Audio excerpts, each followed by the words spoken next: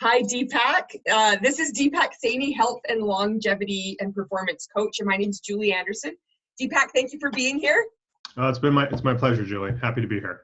And so Deepak is such a wealth of information. We're going to talk about common health myths. And Deepak, just jump right in. Let's help us out, please. Sure. So there's a lot of, I guess the last 50, 60 years, there's a lot of notions and ideas that have been perpetrated by, the medical association, from our parents, government, advertising, et cetera, that people, have believed forever, and they pass these beliefs down onto their kids and now their grandkids, et cetera. And some of them are just plain not true. They weren't true originally when they first came out, and or now the science has caught up and we know this is not true anymore. And some are just, just plain out, I don't know, lies, I guess, type of thing. So yeah, for some common ones that I hear all the time with my clients or family members, or, just hear around the water cooler, so to speak. So I just, thought we can, put a little color around those, or at least provide some food for thought for people to, nobody has to necessarily believe what I have to say, but, at least maybe make them think to go look at some of the research or find out for yourself. So that's kind of, I guess, what we're going to tackle today. So should I just jump right into the first one? Yeah, please jump right in. Thank you so much. You always give so much value. I'm just like, we're always like, okay, Deepak, just like lay it on us, Yeah, so I guess the first one, I guess, is what people hear is maybe the number one thing, and you'll even hear this from doctors and stuff as well. Like, especially for the people who need to lose weight, or maybe have health conditions. It's like basically this, like, exercise more, eat less. That's all you need to do. Exercise more, eat less. Well, if that was so simple, if that was just the answer, we would have no obese people. And to, boil it down to, well, then they must not be trying hard enough, and make it a morality type of thing on the person who's struggling is totally a disservice to that person. So first of all, let's tackle the exercise piece. So exercise, movement is essential. Humans were designed to be moving. That's why we have these two legs, and the way our bodies are structured, to keep moving, to be walking, what have you. So that is important. Functional strength training, is important, so we can do daily activities, so we can, especially as we age, to have, be strong to do daily activities and what have you, as we age throughout our life. So some level of functional strength and constant movement is very important.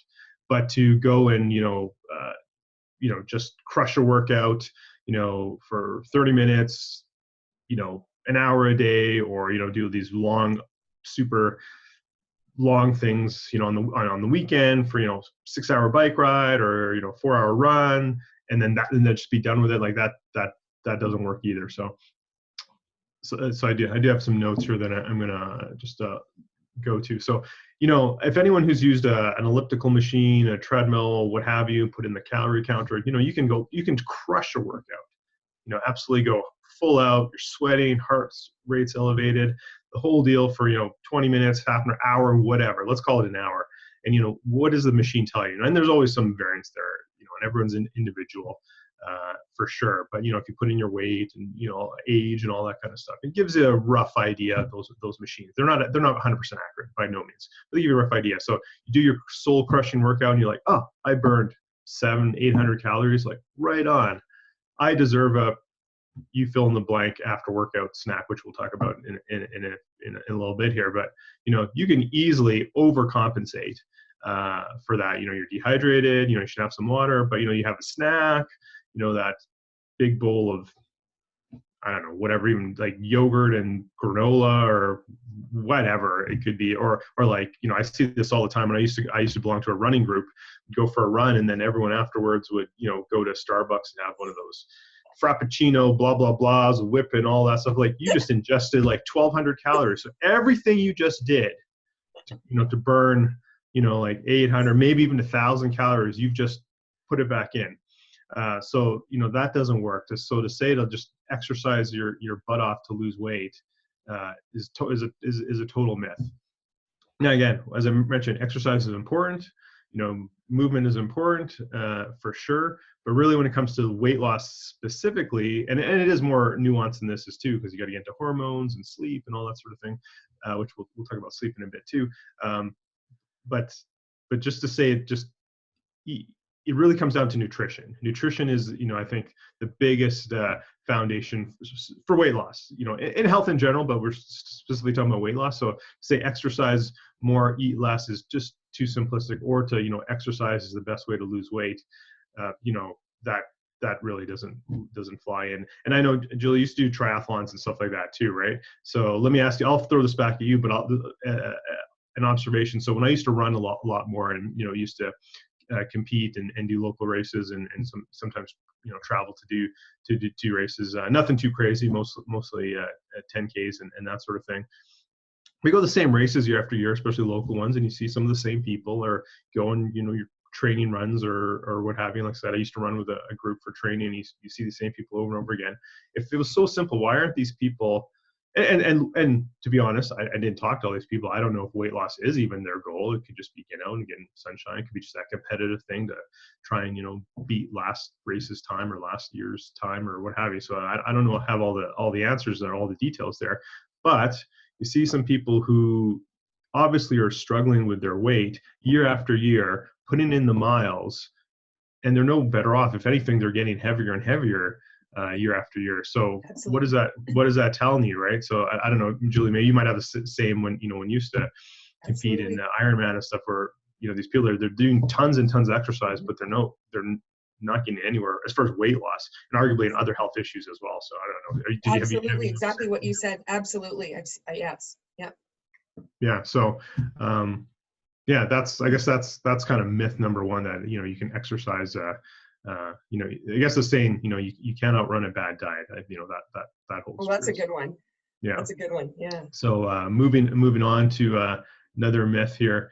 So I guess this might be a bit controversial here, but really, the fact that people think that the government or the medical system has their best interests at heart, which is a myth. I believe is a myth. So I'm not trying to disparage people in the medical system. I think doctors and nurses and registered dietitians, et cetera, truly they want to do the best for their patients or clients, or however you want to look at it. They have the best intentions for sure, but the system that they're working in, whether it be the United States, Canada, any westernized country, or any country essentially, the system that they're being handcuffed even sometimes in is flawed. So let's take it from sort of the start and work our way backwards, or take it from the end and work our way to the start, I guess is what I mean to say. So a doctor, first of all, your GP, probably the person that most people would go to first for something if they're having issues or getting diagnosed with something. Number one, they don't learn anything about nutrition. I've talked to doctors personally myself, plus have heard plenty of interviews and stuff with medical doctors. Anywhere from a few hours in their whole education, depending on if they specialize, let's call it at least 8 to 10 years to become a doctor. Anywhere from 4 hours in that whole time frame to 4 weeks type of thing. So it varies depending on what medical school they went to, when they went to school, et cetera. But bottom line is they don't get nutritional training. So quite often they defer to the registered dietitians. Okay. The registered dietitians, or doctors for that matter, they have to work within a framework of what their board or their association says they can do. So hence we get into our food guidelines. I guess we have the My Plate, the food pyramid. Whatever, it's reiterations over time. It always changes. But bottom line, I personally believe it's inverted. It's totally upside down. So at the bottom you have eat 10 to 12 servings of grains, so your breads, your cereals, rice, pasta, whatever. It's slowly getting better. The latest versions the last couple of years have been a little bit better, but so basically, that's what they have to promote, or they have to be very cognizant, if they actually truly don't believe that to steer their clients or patients a little bit differently, but they can't go too far outside of that, or they can get in trouble by their association, potentially even lose their license or what have you. So then it goes, okay, well, who makes up those guidelines? Okay, well, it's usually the government in association with, the Dietitians Association or what have you. But essentially, it's government mandated. So then it's like, okay, the government. So the government makes that up. But think about anyone who's listening to this, wherever you may live in the world. Think about your assuming you have elected officials. Think about your elected officials, what their backgrounds are. Are they nutrition people? No. Aren't even then the bureaucratic people who work in those various departments. Health Canada, FDA, whatever jurisdiction you live in, whatever that organization may be, the bureaucrats. Are they nutritional experts or what have you? Usually not at all. So where do they come up with these guidelines or what have you? So it comes from, or the Dietetic Association or what have you. Where does it come from? It's like, where does the money to fund these programs, to fund campaigns for elected officials, et cetera? If you go to the Diabetes Association, Heart and Stroke Association, and look at sponsors or dig into who donate money to them for the associations to even run. It's big food, it's big ag, fertilizer companies, et cetera, right? So there's they'll saying follow the money. So really what boils down to what the advice that most people are being given, you work your way back up the chain, and it's coming from the companies that want to sell you things. Again, big food, big ag, fertilizer companies, et cetera. So so they have vested interest, and this started back in like the 50s and 60s, and the advertising that's being allowed to be showcased to all of us, including children, and Saturday morning cartoons and these sugary cereals, they'd allow that. And then food labeling is totally off. There's so many loopholes in that, in food labeling. So who allows the food labeling? This government. So it's all lobbying. So I just recently came across this stat. This is a U.S.-based stat, but I think it probably holds true for any Western country.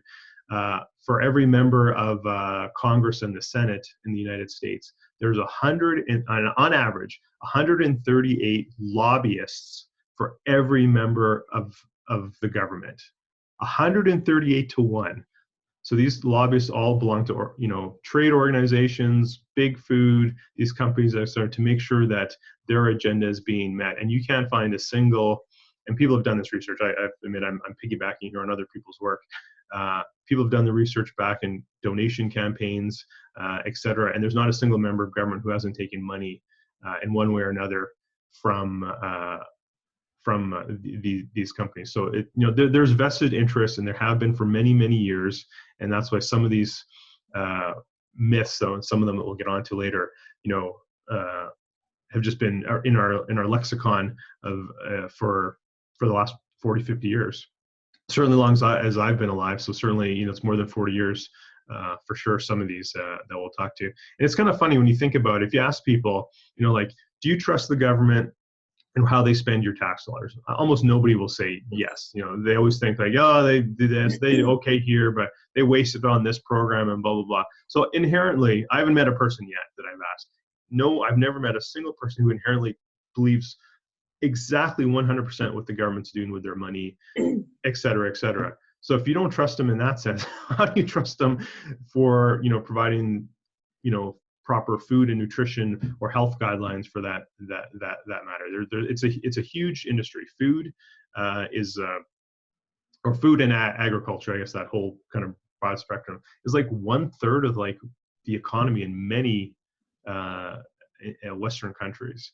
So it's big money. Basically what I'm trying to get here in a nutshell, we can move on here. It's big money, follow the money, and not necessarily the best interests are being, for the individual person, are being put forward from the people that supposedly should have our best interests in mind. So You have any questions on that one? Because that was a bit of a heavy one. That was heavy, but it was really good because it's, people will look and, Google, and it's like, okay, well, this is from the government. This is like Health Canada. This is where, whatever country, this is what you should follow. And it might not be accurate. It might not be good at all. Might, Yeah, for sure, for sure. So one of those myths is eat low fat to lose fat. So that's a huge one. That's so huge. That's a total myth. If that was true, we wouldn't be in the epidemic, health epidemic we are in now, right? We're at 50 to, depending on the stats you hear and how they categorize it or classify, 50 to 60% of people are overweight or obese, excuse me. That same amount, I think it's 50% of people, or adults, I should say, are diabetic or pre-diabetic. This is again sort of a more of a American stats, but would be very similar to Canada for sure, and probably a lot of other westernized nations. So this whole, eat low fat, and I don't want to get into big history of how sort of,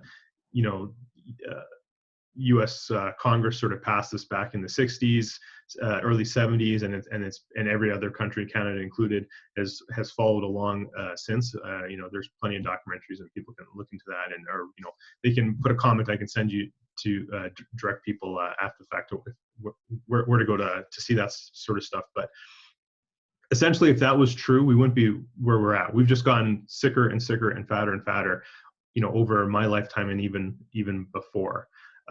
There's one thing that I've heard from people, which is good. So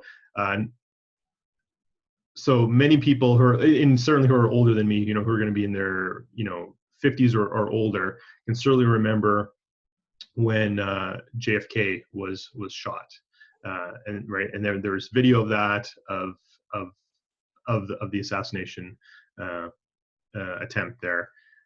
Or assassination, I should say, not attempt, assassination of JFK. Somebody was filming that. So we have a real-time video from a period, a significant historical event. But if you take that part aside, and not to be morbid to bring that up, but if you look at that video, everyone in that video is normal weight. No obese people, lining the parade route, etc. Fast forward that to now, just go anywhere, go to your, I know we're all in social isolation right now, but if you're out at the mall or at a restaurant or something, again, more than 50% of the people are overweight or obese. So in this time frame, we've had this huge shift, right? I guess what I'm trying to get at is if you don't have to go back too long. You have, 40, 50 years, and very hard to find obese people. People from then who were considered, overweight or, husky or whatever the term you want to use, fast forward to today, and that person is considered athletic or big boned, right? Like our whole paradigm shift of what's normal for humanity or for what a person, should look like or is totally shifted over time. So just getting back to the actual myth. So when it comes to the food, when you take the fat, the natural fat out of food, it tastes disgusting. It's very right. It's like the fat gives the richness, the texture of flavor to food. So once they took that out, which was a bad decision off a bad policy, then they're like, well, this food really tastes terrible. So how can we make this taste better? Oh, I know. Let's add some sugar to it. So essentially, as we traded fat out and we added sugar in, and that's just led us down a terrible path. Since that time, we're slowly, very slowly coming around that, maybe that was a bad decision. And, there's still this battle against fat, especially healthy fats. And the medical system is slowly turning around, but it is a huge battle. And unfortunately, it probably will take another generation before we realize this mistake and change things around. So that is yeah, that's probably the next biggest one is sort of this low fat myth. So do you want to any comments on that? Yeah, I really liked when you said when they take out the fat, they put in the sugar. I think that's just like it lands, right? Makes sense for people. Yeah, and like skim milk, like first of all, like you're not drinking, no one's drinking whole unpasteurized milk, but there's a huge difference from a health perspective from skim milk to even sort of the fattiest milk you can buy, which is like 3.5% or 3.25% or whatever, depending, I guess, where you live and that sort of thing. But skim milk is like, I don't know, it's like water almost. People think they're doing themselves right there, and we can talk about even to even need to drink milk. That's a whole nother story altogether. But with what's going on in the world right now, last week I went to the grocery store. My kids had sort of shifted to sort of 2%, I guess, milk. A little bit anecdotal story here. And we went to the grocery store, and there was actually no milk except for the 3.25% or the fattiest content milk that you can buy. So I'm like, okay, well that's what we have to get or whatever. And my kids were just like, the first day they're like, they didn't really know anything, but first they're like, can I have a second glass? Like intuitively, I think there's many factors that could be involved, but intuitively they never ask for a second glass of milk at dinner time. But they're like, can I have some more milk? I know their bodies were just craving it, or it was just the richness of the flavor, as subtle as it may be. They actually wanted, more of a fattier milk. So I know just a little bit of an anecdotal. That's really interesting. That's really interesting. Yeah. So the next one we have is again, I guess, kind of going. Some of these are all tied together, but counting calories or just eating less is the best way to lose weight. This is huge. I hear this all the time, like everywhere. You can, if you type it in, if you're talking with somebody, this is it. This is what I encounter all the time, that one. Yeah, it's really sad. It kind of goes back to what I was saying to you again. Many of these are interrelated. This is sort of the thinking or the policy shift that's being pushed down via these, governmental down to all these associations to the frontline people to work to talking to patients, et cetera. Some of these programs, which I won't mention by name, but I think everyone's going to know who I'm talking about, these counting calories programs, weight loss programs, points programs, et cetera, basically go on this, calories in, calories out, or low calories type of thing. If it was that simple, there's just many of those programs, when they've actually studied them, they have about a 2% success rate of people like actually losing weight and keeping it off. Our bodies the human body is miraculous, a piece of machinery.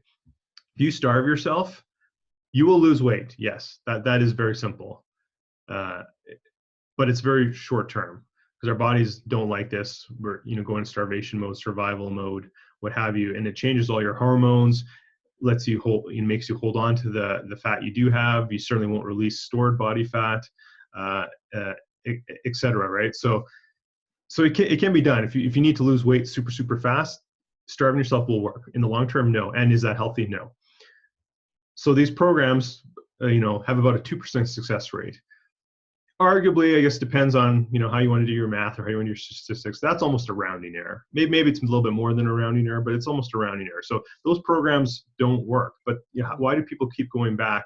They lose that weight, then they put it all back, or then some, and go back again, right? Why do people even go back when it doesn't work? Is because you get guilted into thinking, well, you didn't try hard enough. Mm-hmm.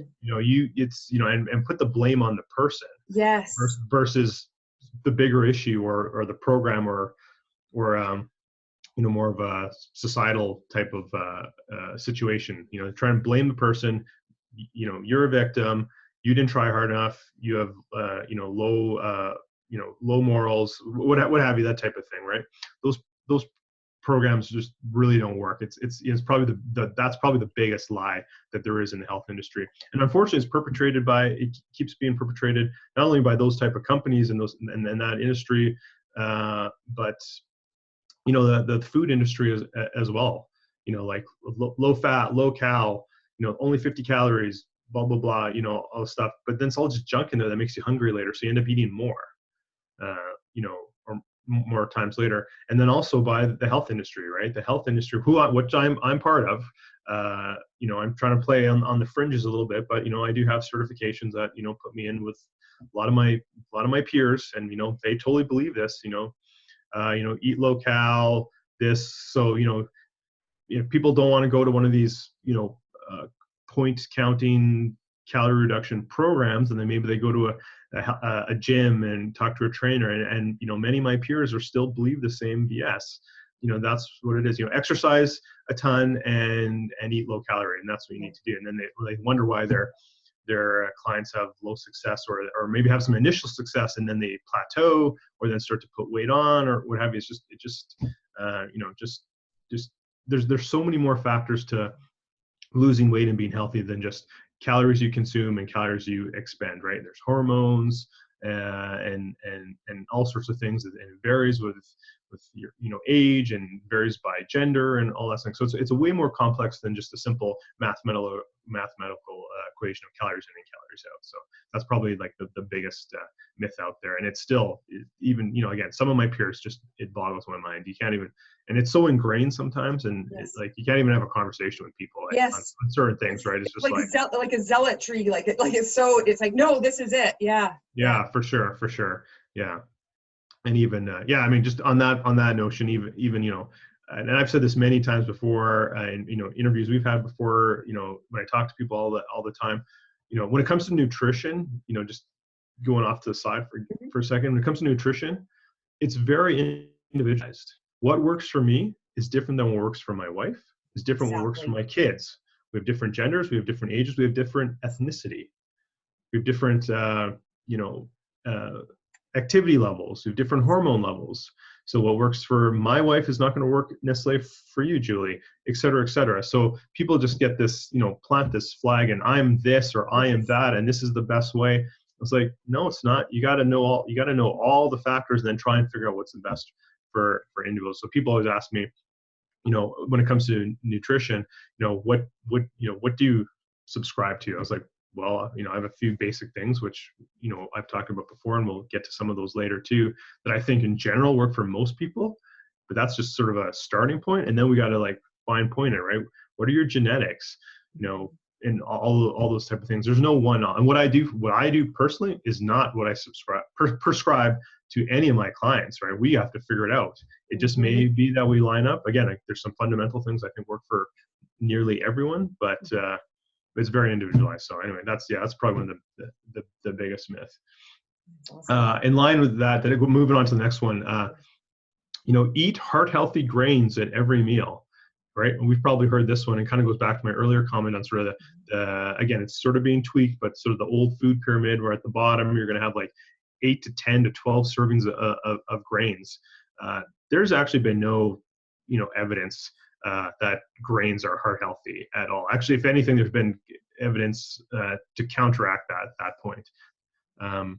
Grains can be, again, it goes back to my previous comment of very individualized. Grains can be very, very inflammatory for many, many people. And if your body has inflammation, you're going to have aches and pains. You're going to potentially get leaky gut. Inflammation is what's going to cause, or potentially down the road could cause heart disease and many other factors, and as well as putting on weight, getting fatter and sicker and healthier. So where did that come from in the first place? Again, going back many, many years, we're trying to support, the dirty 30s, depression, et cetera. Want to support, agriculture was a much bigger part of our economies in Western society, back then, 50, 60 years ago, trying to support our farmers, subsidies, et cetera. With the way we subsidize, many farming techniques in agriculture, but we're talking about grains here specifically. The government is basically, running agriculture through subsidies, et cetera, and keeping up and propping up the food industry, grain farmers, et cetera. I'm not saying that's necessarily a bad thing, but they are a big voting bloc in many countries that we want to support. So if you want to support them, and you're basically tied to the grain industry, whether it be wheat or what have you, you need to promote that. You need to sell these products that we are incentivizing to grow. So what's the best way to make sure we don't have this excess grain growth is to have everyone eat a bunch of grains. So hence, have your 12 servings of grains, eat 3 sandwiches a day, what have you, type of thing. So basically that's how we got to that. But there's actually been no evidence that, heart healthy grains. I don't know what's a heart healthy grain versus a not healthy grain, or all grains healthy. I don't know. There's no one answers that because no one's ever studied it. And again, back to the individualization. Some people like wheat, and we won't even talk about like celiac or gluten intolerance or anything. Let's just put that off to the side. Some people can't handle wheat, but they can handle rice.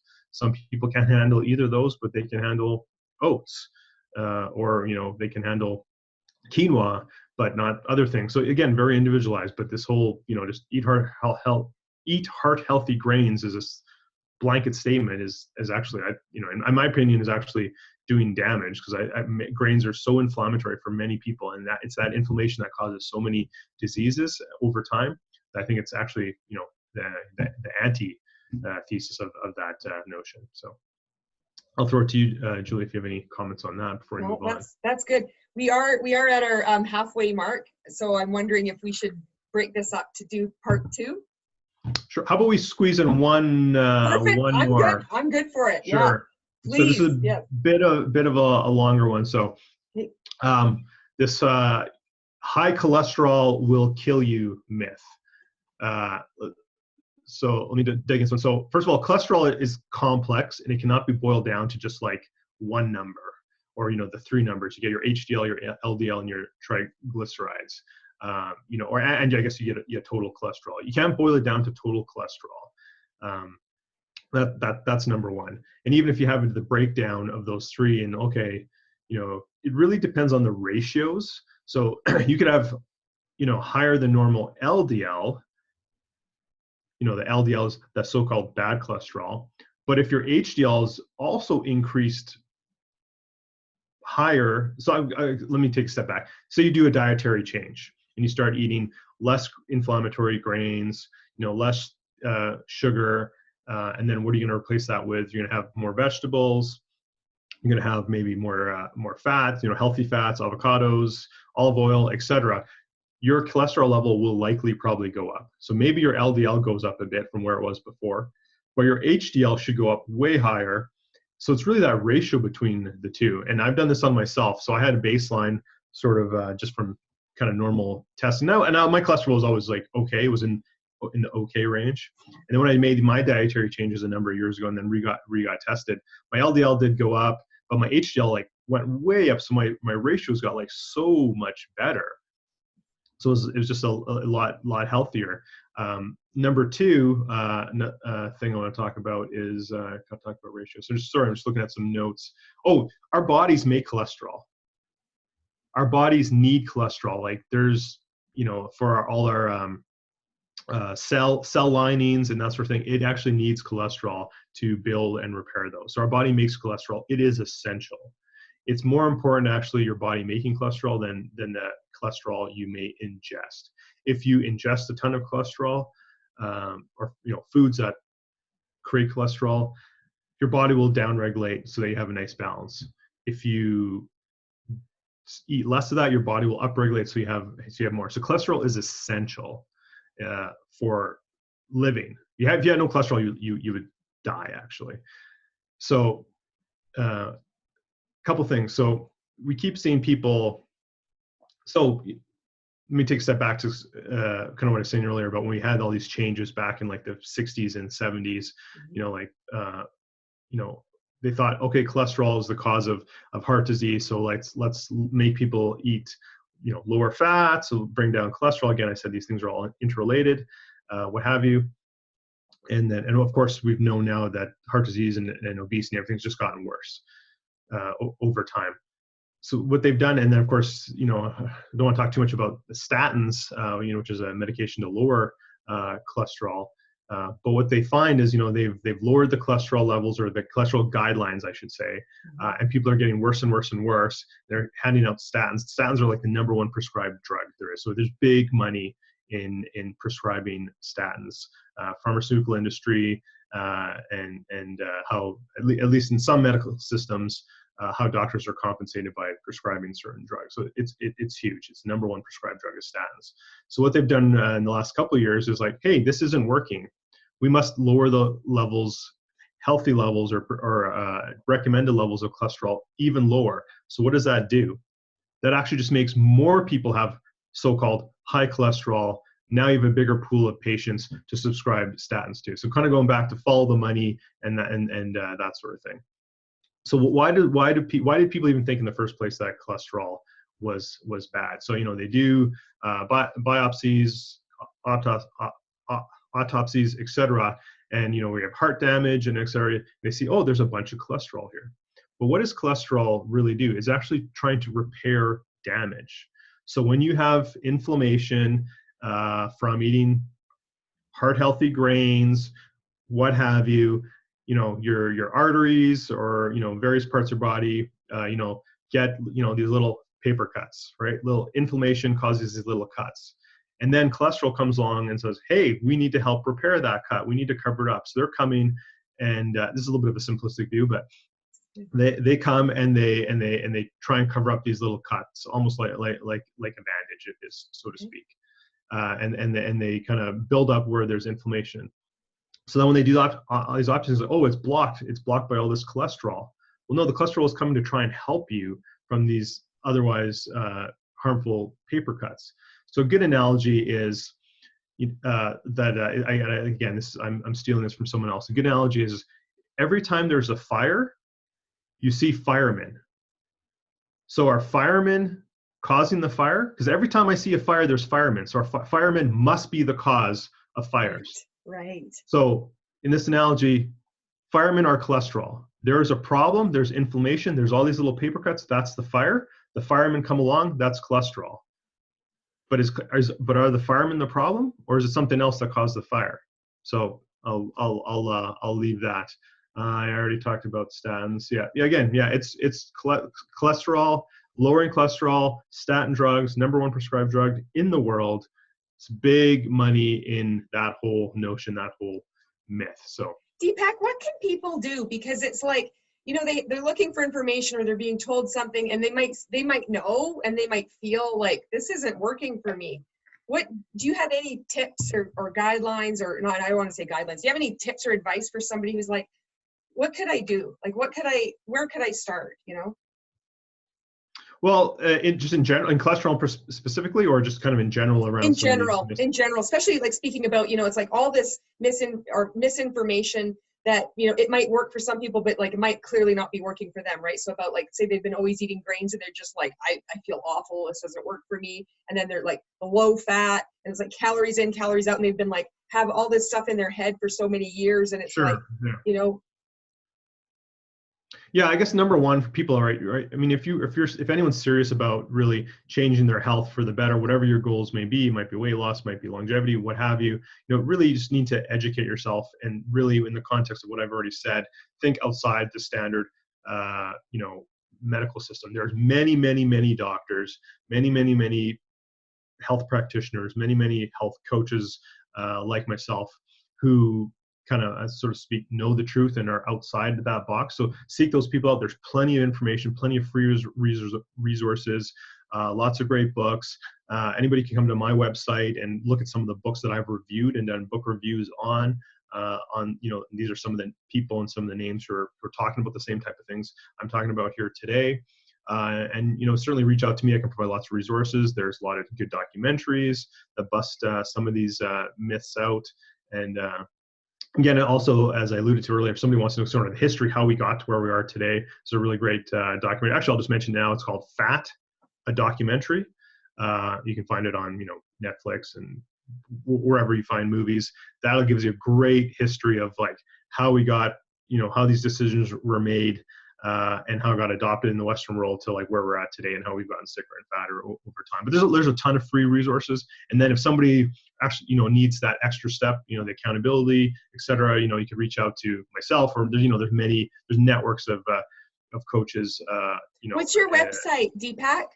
Sure. It is Deepak Saini Health. So my first name, Deepak, my last name, Saini, health.com. So deepaksanihealth.com. My YouTube channel is the same. I can be found on Facebook, Twitter, Saini Health. So you can find me all over. You can reach out to me for sure. A lot of great resources, free resources on my website and many others. And happy people can leave comments or reach out to me. And if you want to, get some other resources. You don't have to listen to me. There's lots of other things, other people, saying the same stuff I am. So I'm happy to help. So that's awesome. Thank you so much, Deepak. Well, I know you have a hard stop pretty soon. It's coming up. Is it okay to like stop now and then do a part 2 and probably part 3 and part 4? Yeah, we did go a bit longer, so I thought we might not get all in one, it might be 2, but we barely scratched the surface here. So I think it might be a part 2 and a part 3 for sure. So yeah, happy, and we'll schedule it. And so I guess whenever you may be watching this, part 2, part 3 might already be up, or they'll be coming soon, I guess. Yes, absolutely. Deepak, thank you so much for I know how you describe yourself as being like on the fringes in that, but it's just clear common sense, putting it into language that the average person can understand. And a lot of things that I know myself intuitively know, and like just, with your own, just what you do every day. It's like, this doesn't work for me. Why am I continuing to listen to this information if I know it's not working for me, right? So thank you for being that voice and to start helping. I appreciate that. If I could just make one last comment really quickly here. I used to, I grew up, I'm 43 years old, so I grew up in the late 70s. So this was already ingrained, had been in place for, depending on what we're talking about, 10, 15 years. So my parents learned these things. My parents are immigrants to Canada. I live in Canada. So a lot of these things, they didn't know about fast food and a lot of the, the type of stuff till they came to Canada and learn these things, and then they could, get new doctors here in Canada, and then they're being told all these things. So that's what I grew up with. I used to eat the low fat stuff and this, that, and the other thing. And I'd eat. I mean, I was obese, so I had obviously other issues. But I'd eat like 4 sandwiches. I'd eat like 8 pieces of bread in like a sitting, right? Mm-hmm. So totally believed all these things because that's what my parents told me, and that's what it must be true. Like I'm a kid, right? They're advertising Lucky Charms or what have you, while I'm watching cartoons, sort of thing. So when I started really having health issues, and not to delve into that, and started, none of these things, conventional medicine wasn't working for me for my health issues until I sort of figured things out on my own, found other resources, experimented on myself, totally, lost all the weight, over 100 pounds from what I was at my heaviest. Healed my back, etc. So like sometimes just to your point, sometimes you just got to play around. You just know these things aren't working. You have to you can't do the definition of insanity is doing the same thing over and over again. I was doing the same thing over and over again for years and years and years. So finally I just changed and went on a different path, and it worked for me, and it's working for millions and millions of people as well. So anyway, that's the last thing I'd say. But again, appreciate the time, and I can't wait to do part 2 and part 3. Yes, absolutely. Deepak, thank you so much. I'll be putting your links up when I post this on Facebook, and deepaksanihealth.com. And absolutely. Yes, thank you. Deepak, if you have any questions about, or you want to get some help from Deepak, that's how you can get a hold of him. Deepak, thank you. I appreciate you. Perfect. There we go. Boom. Boom. Yes, that's right. Thank you, Deepak. Until next time. Okay, perfect. Thank you, Julie.